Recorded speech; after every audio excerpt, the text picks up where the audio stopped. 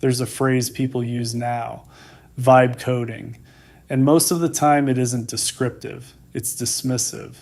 It's a way to wave away a real shift in software creation by making it sound unserious, sloppy, or fake, as if using AI to build means you're just improvising your way through code and hoping it somehow works.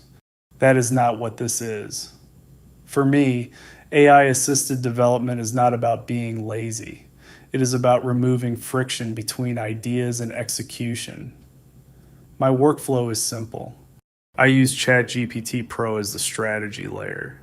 That is where I think through architecture, research, platform constraints, implementation plans, and the cleanest way to structure a system. Then I take those instructions into VS Code and hand them to GPT-5 which becomes the execution layer. It writes and refactors the code based on a plan that is already far more comprehensive than what I would have produced alone in the same amount of time. Very occasionally, when I need to bring code back into ChatGPT Pro for deeper reasoning, I export files as text and round trip them back in.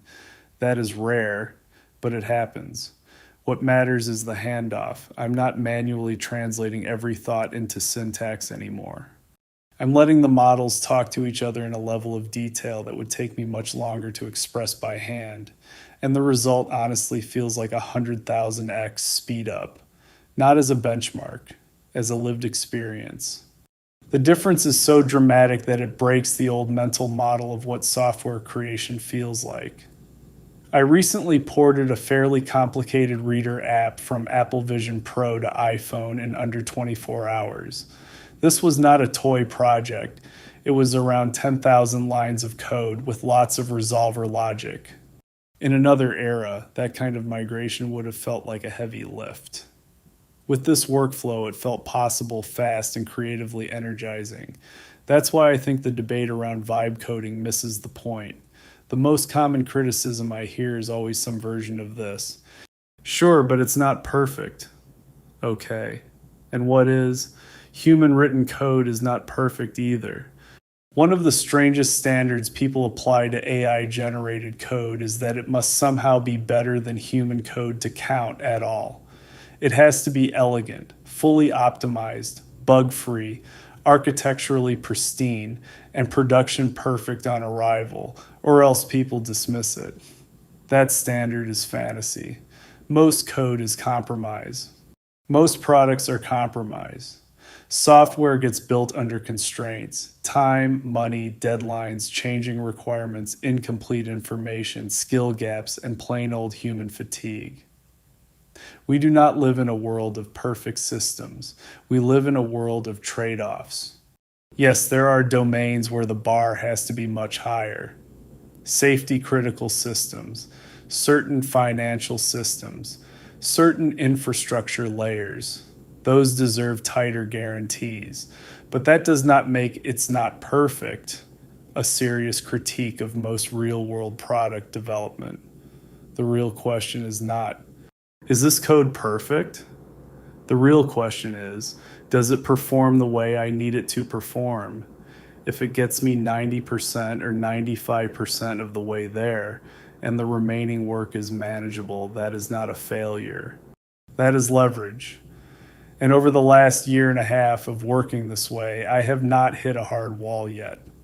I have had moments where the output wasn't good enough, so I passed. I've had moments where it was too expensive, so I passed. I'm not claiming AI is magic in every situation, but I have not hit the wall that critics keep insisting must be there. I stumble sometimes. I have not fallen.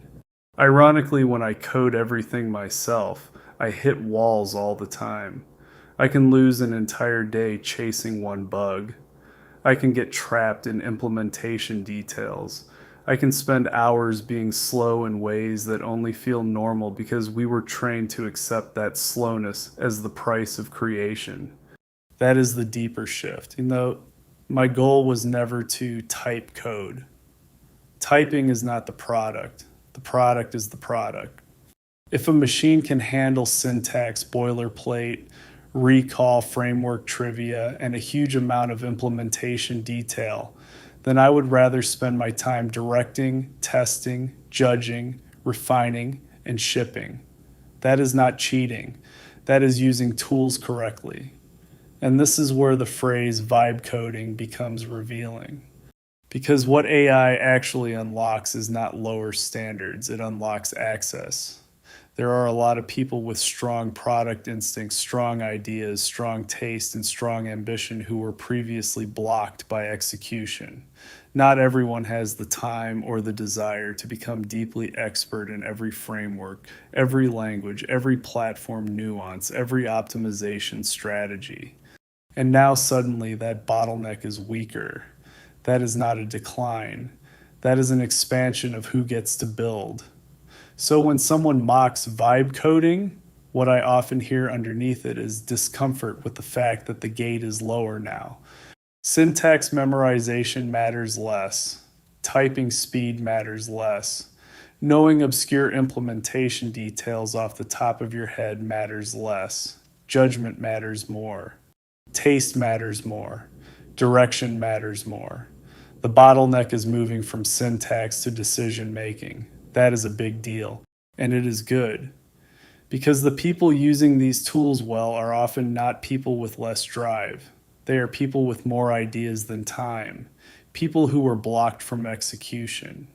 People who can now finally turn thought into software at something closer to the speed of imagination. That is what AI changes. It does not remove responsibility.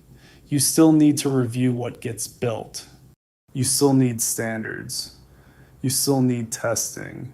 You still need accountability for whether the software works, whether it performs, and whether it delivers value.